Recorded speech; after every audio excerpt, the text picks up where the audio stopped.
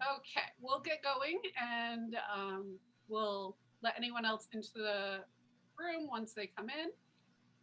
So, hello and welcome to the sixth episode of Digging In Season 2. I'm Lindsay Randall, the host of the speaker series. Digging In is a series of live presentations with archaeologists from around the country, co sponsored by the Robert S. Peabody Institute of Archaeology and the Massachusetts Archaeological Society.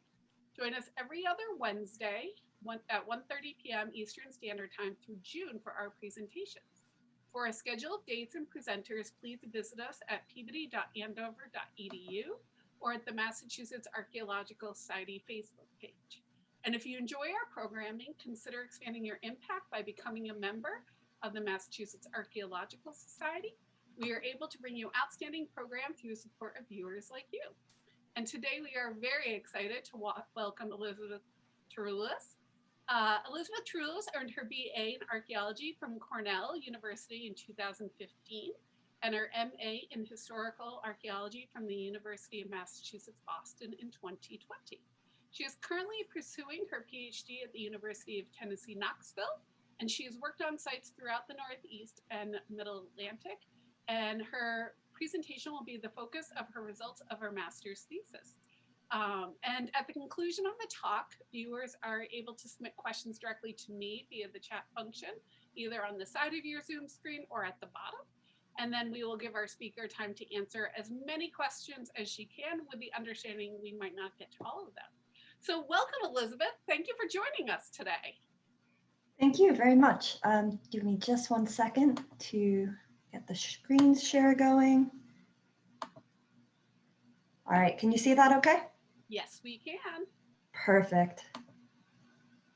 Okay, before I begin, I would just like to thank Dr. Randall again for inviting me to present today, as well as the Peabody Institute and the Massachusetts Archaeological Society for hosting this series. I would also like to acknowledge that my research into the trade practices of Plymouth Colony takes place on the traditional lands of the Mashpee Wampanoag, and I am currently presenting my research from Knoxville, Tennessee, which is the traditional homeland of the Cherokee. So today I'm going to be discussing the results of my thesis research on the international trade networks established and maintained by Plymouth colonists, as illustrated by the ceramics at 3 sites: Burial Hill, the Alden First Home site, and the Allerton Prence Cushman site. So here you can see my research area, which includes modern Plymouth, Kingston, and Duxbury, Massachusetts. And this is a close-up of the area that was highlighted on the previous slide. So I'll discuss each of these sites in more detail in just a moment, but first I'd like to provide just a brief history of Plymouth Colony and how it was established. So the Pilgrims were separatists who were members of a religious group that believed that the Church of England just could not be reformed. So their goal was to form separate, purer congregations, which at the time was a capital crime in England, punishable by death. So faced with persecution, members of the separatist congregation in Scrooby, Nottinghamshire, England, decided to move to Holland in 1608 with the hope that their religious beliefs would be tolerated. And this group contained many of the later pilgrims, including William Bradford, who would go on to write a thorough history of the colony. In 1609, about 125 members of the congregation had arrived in Leiden, and they remained there for almost 12 years. But Bradford cites several reasons for their discontent and eventual departure from Leiden, including a lack of upward mobility for immigrants and the quote-unquote evil examples, which led their children to act more Dutch than English. So they decided to move from Leiden to America. They eventually traveled to Plymouth, England, and were joined by several non-separatists before departing in 1620 on 2 ships, the Speedwell and the Mayflower. Unfortunately, the Speedwell had to turn back, but the Mayflower continued on to the New World with as many passengers as she could hold. The passengers of the Mayflower settled in what is now modern Plymouth, Massachusetts, which is named after the town they had left in England. Because they settled outside the jurisdiction of the Virginia Company, they wrote the Mayflower Compact to serve as an interstitial system of government. Plymouth was originally the Wampanoag village of Patuxet, but European traders had spread a sickness which ravaged the town. Despite this, the settlers encountered evidence of native people's presence throughout the surrounding area, and they would interact frequently with the native population. The Mashpee Wampanoag have lived in the area continuously and are now headquartered in the town of Mashpee on Cape Cod. The Pilgrims lost half their number in the first year to sickness and starvation. The colony was slow to develop, but eventually had several buildings, including residences and a fort on what was originally called Fort Hill, now Burial Hill. Fort Hill had a good vantage of the harbor and the surrounding area. Because of this, it was used through the end of King Philip's War in the 1670s. It appears that the hill was converted to a burial ground shortly thereafter, as the oldest markers on Burial Hill date to the 1680s. Recently, archaeologists from the Andrew Fisk Memorial Center for Archaeological Research at the University of Massachusetts, Boston, discovered 17th century deposits from the original settlement on Burial Hill. So these deposits are in two areas. The lower area, which is just along the street on the upper left-hand side of this picture, would have been a yard area, which had several features. And features are essentially when the natural layers of soil gets disturbed, either through animal or human activities. So when you go and dig a hole, it's going to mess up all of those layers, mix them up, and create marks in the soil. The upper portion, which is what we're excavating in this photo, appears to have been a two-part structure. So there was a cellar that was cut into the hillside, and then this was surrounded above by post holes.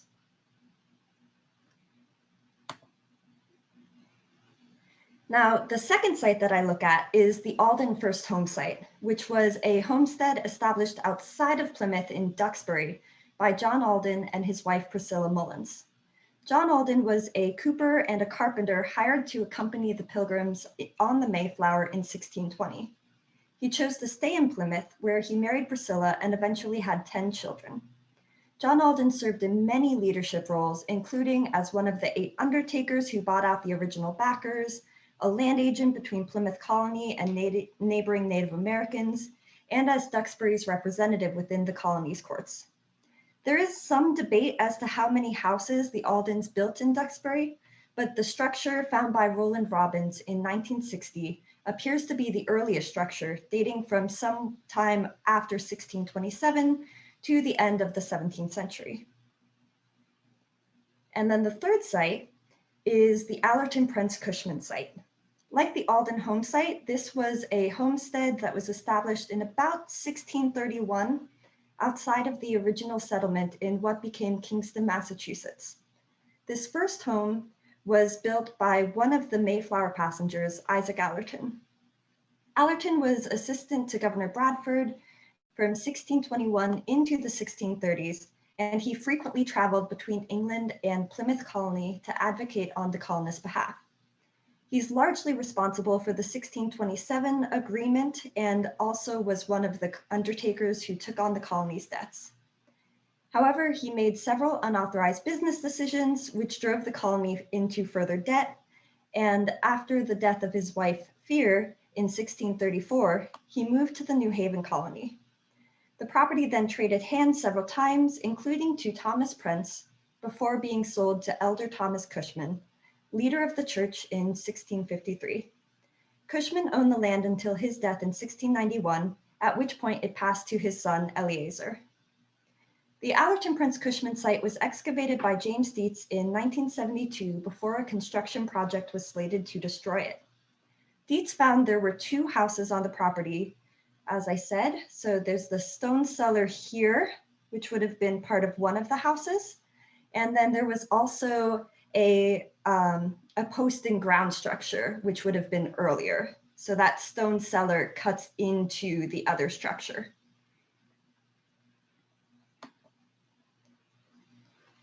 Unfortunately, Because these were excavated many years ago, there are some problems with the collections. So my analysis treats the Allerton Prence Cushman site as a single assemblage for a couple of reasons. Dietz had numerous time constraints related to the construction of the house, which forced him to abandon his original grid system. He also employed the color-coded dot dash system, which you see here, to record artifact provenience, and it has not survived well. So due to these limitations, it's nearly impossible to separate the artifacts into their individual households. Furthermore, Thomas Cushman was actually married to Isaac Allerton's daughter, Mary, making the two main occupations of this site successive generations of the same family. Although I realize this approach has limitations, both households are part of the same colony, religion, and larger family unit, and they may have had similar consumption and trade practices. Due to the fact that two of the sites I'm working with were excavated 50 to 60 years ago, and like many older collections, they do have issues, the results of this analysis should be considered preliminary.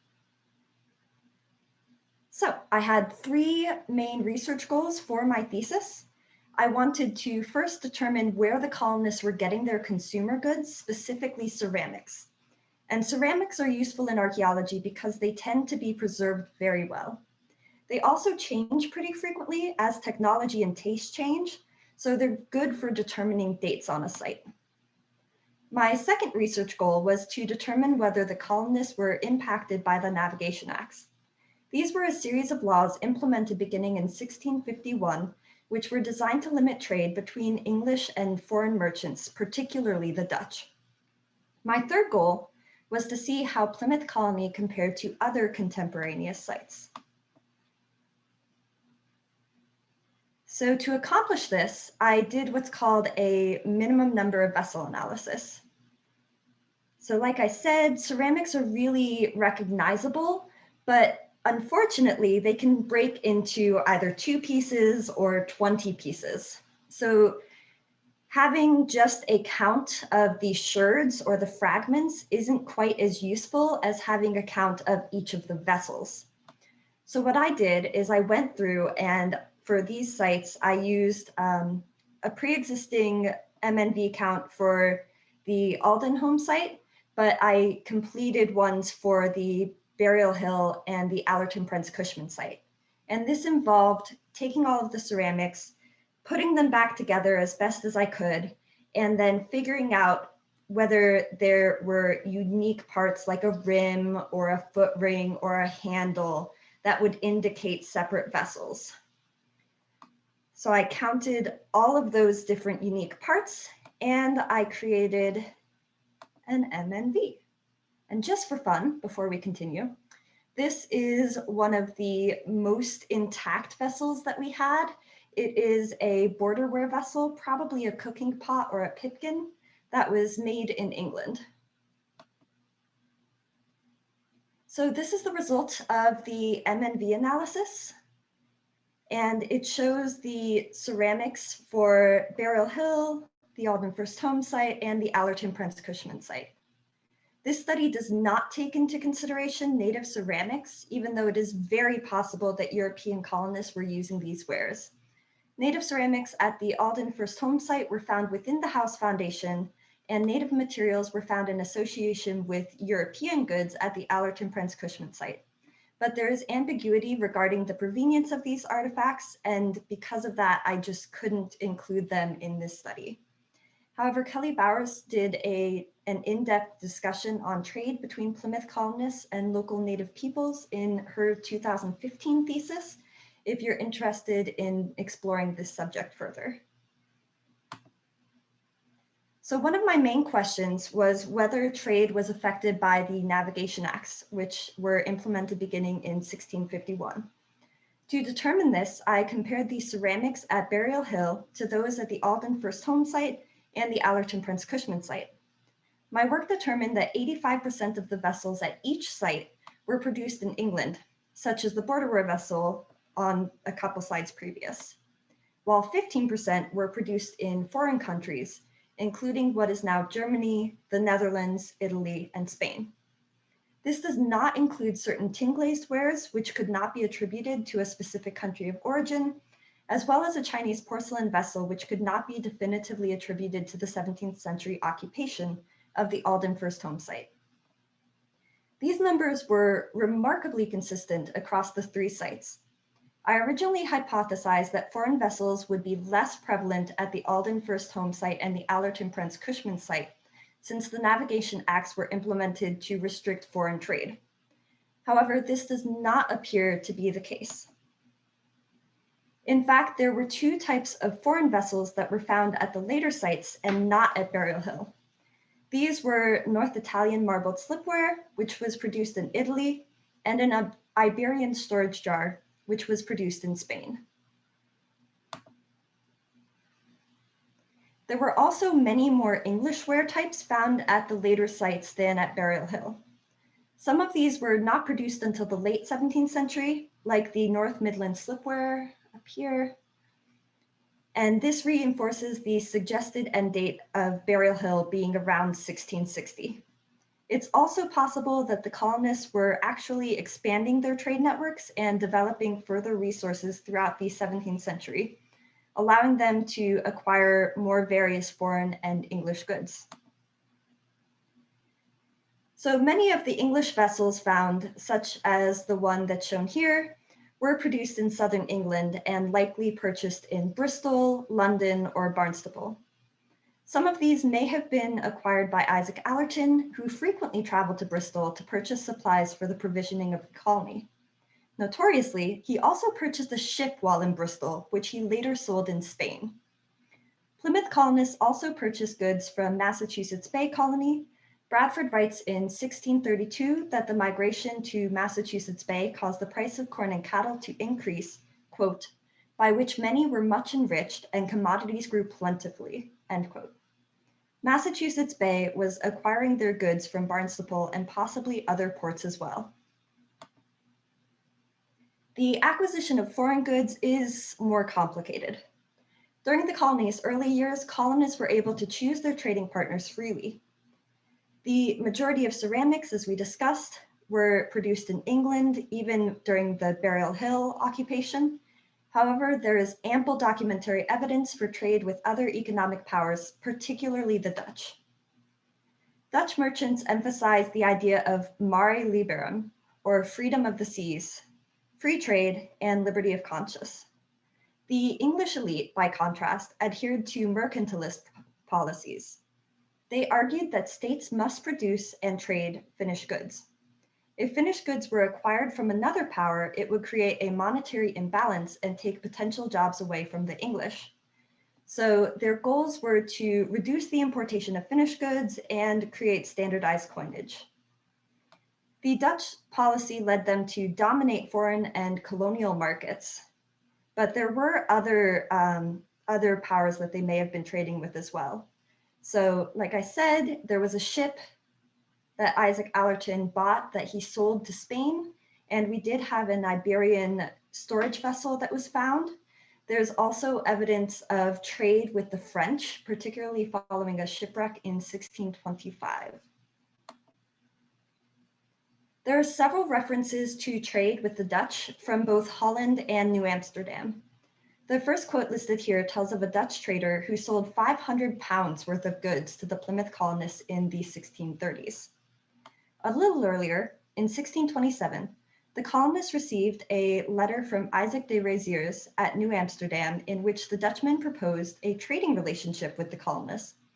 The Plymouth colonists responded, quote, we doubt not, but in short time we may have profitable commerce and trade together, end quote. There are sporadic mentions of Dutch traders in the record, and there is also some evidence of other trade, but the most interesting quotes here, I think, are the last two. These suggest that there is a continued trade between the English colonies and New Amsterdam after the implementation of the Navigation Acts and the Anglo-Dutch Wars. William Bradford's 1657 probate inventory lists debts at the westward in debts upon the Dutch account consisting in diverse parcels of 153 pounds. This suggests Bradford had dealings with the Dutch even after the implementation of the first Navigation Act in 1651. In nearby Massachusetts Bay Colony in 1652/1653, several letters were exchanged between Peter Stuyvesant, governor of the Dutch colony, and John Endicott, governor of Massachusetts Bay. In the first, which arrived just after the start of the First Anglo-Dutch War, Stuyvesant proposed continuing trade relations between the colonies. Stuyvesant sent a second letter stating that trade between them would be more conducive to the public benefit of both nations in these parts, for their common interest of mutual relation of trade and commerce betwixt each other, to which the English replied that they would continue to work with the Dutch as long as Stuyvesant assured them that he was not selling powder and guns to native peoples to arm them against the English. Although Stuyvesant's reply does not survive, the Council of New England decided in their April 1653 meeting that there was no grounds for war between the colonies and to proceed as before unless circumstances changed. Additionally, shipping records show that the Dutch Republic continued trading with English colonies in Africa, Asia, and the Americas throughout the Second Anglo-Dutch War.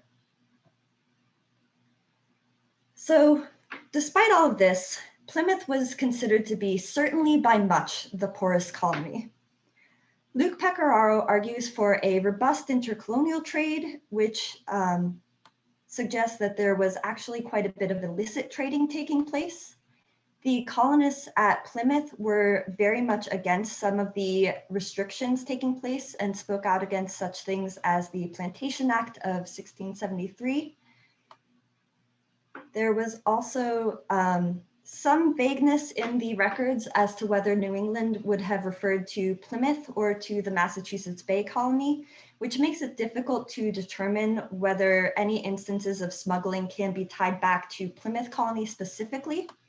But there is a record of a New England ship which had only logged 4 bales of dry goods, and when, upon inspection, they actually had 7, they claimed that the record had been rained on and they had written it correctly the first time.